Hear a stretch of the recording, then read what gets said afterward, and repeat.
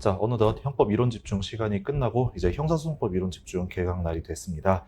그럼 오늘 이제 77장부터 제가 오늘은 88장까지 나갈 건데 형소법은 아무래도 뭐 형법보다는 양이 좀 더 적으니까 제가 개념 설명은 최대한 스피디하게 하고 이제 매일매일 이제 6회차인데 매일매일 제가 2시간 수업하고 나머지 1시간은 문제 푸는 방식으로 진행을 할 예정입니다. 네. 자, 그러면 77장부터 다시 한번 시작을 해볼게요. 성명 모형부터 보겠습니다. 자, 성명 모형이라는 건 이제 쉽게 말해서 이런 거겠죠? 진짜 피고인, 진짜 범죄를 저지른 사람은 갑인데 지금 갑 이 사람이 피고인으로 등록되어 있는 게 피고인으로 조사받고 있는 게 아니라 엉뚱한 사람, 을이라는 사람이 피고인으로 조사받고 있는 거. 이걸 가지고 성명 모형이라고 합니다. 그래서 지금 실제 피고인은 갑인데 뭔가 지금 조사받고 있는 사람은 을 이런 느낌이에요. 그래서 성명 모형이라는 게 남의 이름을 가지고 내가 함부로 갖다 쓰는 걸 그걸 모형이라고 그러잖아. 그래서 이거를 가지고 모용자라고 합니다. 또 모용을 당한 사람을 가지고 피모용자라고 하겠죠. 자, 이렇게 성명 모형이 나왔을 때 일단 여러분들은 먼저 검토를 해주셔야 될 거는 대체 수사기관이나 법원에서 누구를 진정한 피고인으로 볼 것인가, 그거부터 먼저 확정을 해 주셔야겠습니다.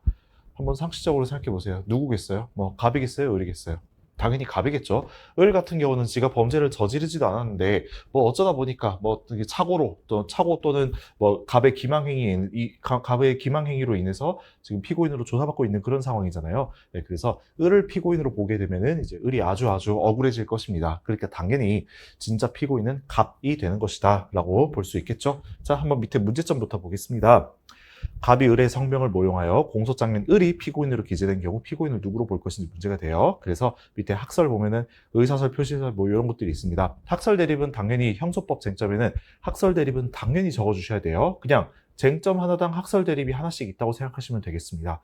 뭐 당연히 여러분들이 학설의 이름을 외우시면 가장 좋겠지만 학설의 이름을 못 외우시겠다? 그럼 쟁점이라도 여러분들이 뭐 제대로 잡아서 쓰시고 쟁점을 이렇게 쓰시면 되겠죠. 성명 모형의 소송의 경우 이제 피고인을 갑으로 볼 것인지가 문제된다. 뭐 이런 식으로 이제 쟁점을 써주시면 되겠죠. 그리고 이제 학설을 그냥 긍정설, 부정설, 절충설 이란 이름으로 쓰셔도 무방합니다.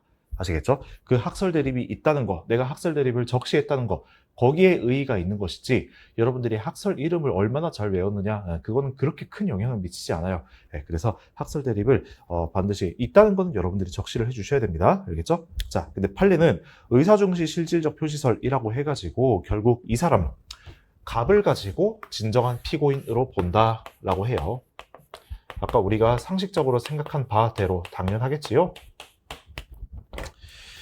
자, 한번 첫 번째 문단부터 볼게요. 두 번째 줄. 공소제기 효력은 검사가 피고인으로 지정한 자에 대해서만 미치는 것이고 모용자가 피고인이 되고 피모용자에게 공소 효력이 미친다고는 할 수가 없다라고 합니다. 맞지요? 자, 그러면 현재 피고인으로 조사받고 있는 사람이 피고인으로 조사받거나 재판받고 있는 사람이 피모용자 을이잖아요. 그럼 이 을에 대해서는 대체 어떤 조치를 취해줘야 될까? 거기까지 가야 이제 형소법 쟁점은 완성이 되는 겁니다. 형소법 쟁점은 이제 나중에 여러분들이 다 배우시겠지만 이 처분이, 수사기관의 이 처분이 적법하냐 위법하냐 그걸 따지는 거 당연히 중요해요. 근데 그게 끝이 아니에요. 적법하냐 위법하냐를 따졌으면은 그 이후에 후속 조치가 수사기관에서는 결국 어떤 조치를 내려야 되냐, 법원에서는 또 어떤 조치를 내려야 되느냐, 여기까지 가야 되는 거예요. 그래야 이제 형소법 쟁점은 끝이 나는 것입니다. 알겠죠? 그래서 끝까지 가셔야 된다. 자, 그럼 두 번째 문단 봐봐요. 그럼 어떻게 해야 되냐? 검사는 일단 두 번째 줄 봅시다. 검사가 공소장을 정정해야 된대요. 정정. 공소장 변경이 아닙니다, 여러분. 공소장 정정이에요. 변경 같은 경우는 기본적 사실 동일성이 인정된다는 전제 위에서 죄명 같은 되게 그 중요한 걸 바꾸는 거 있잖아요. 죄명이라는 되게 중요한 걸 바꿀 때 이제 공소장 변경을 하는 것이고, 여기 보면은 그냥 피고인 이름만 바꾸는 거잖아요. 상대적으로 사소한 겁니다. 그렇기 때문에 공소장 변경까지는 아니고 공소장 정정으로만 하면 족합니다. 알겠죠? 자, 근데 검사는 공소장을 정정해야 되고, 그럼 법원은 뭘 해야 되느냐? 네 번째 줄에 있습니다.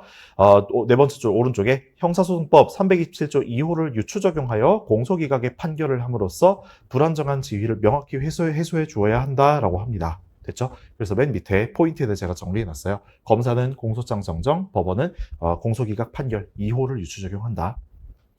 아시겠죠? 자, 그럼 263페이지 가볼게요.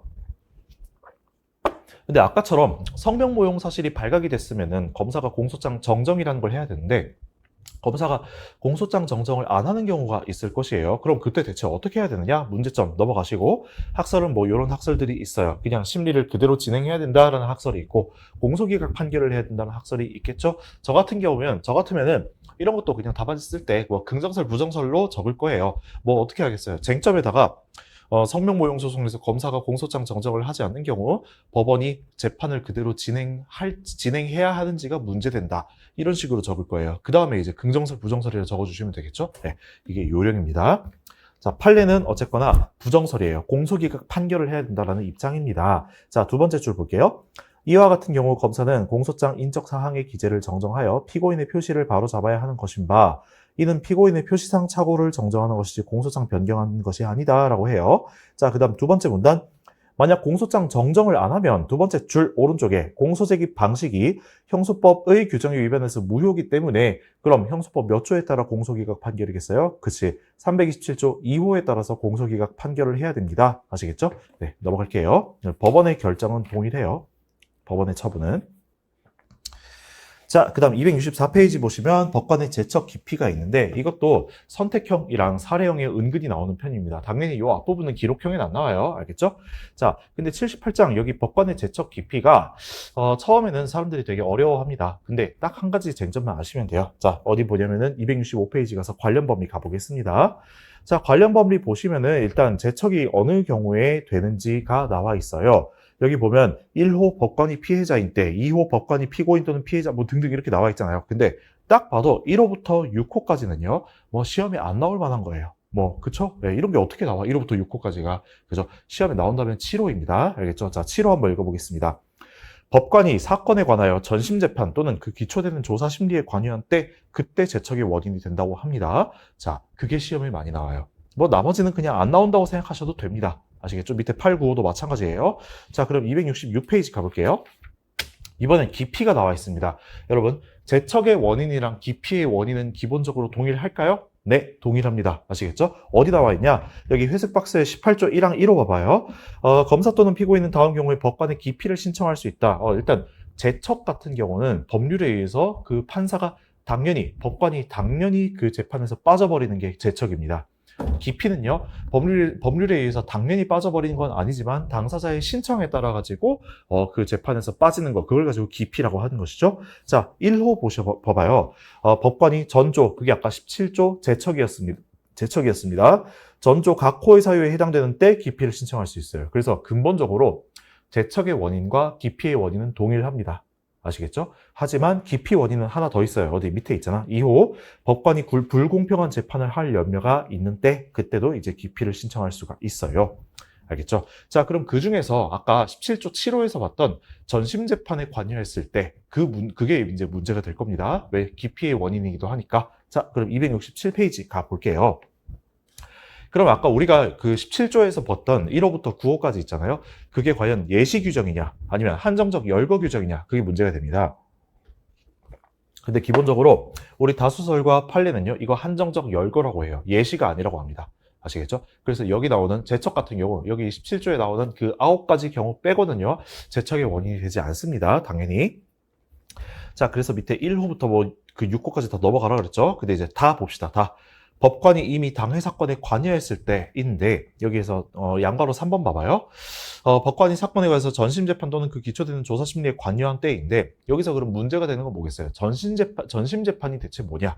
그리고 관여한 때가 뭐냐? 그게 문제가 되겠죠? 자, 전심재판은 상당히 쉬운 개념입니다.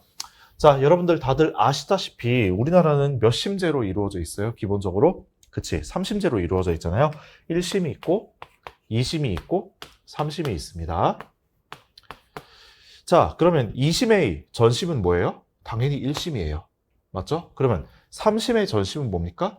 2심 또는 1심을 가지고 전심이라고 그러겠죠? 자, 이 전심이라는 개념은 철저히 심급에 근거해가지고 나눠지는 개념입니다. 그게 무슨 소리인지 다시 한번 말씀드릴게요. 자, 예를 들어가지고 1심 정식재판 청구하기 전에 약식명령이 있었다고 해볼게요. 약식명령에서 유죄가 떴는데 거기에 대해서 이의신청을 해서 정식재판 청구를 했습니다. 그래서 이제 1심 정식재판이 시작됐다 해볼게요. 그러면 먼저 이루어졌던 이 약식명령의 재판은요, 1심의 정식재판의 전심입니까? 아닙니까? 전심.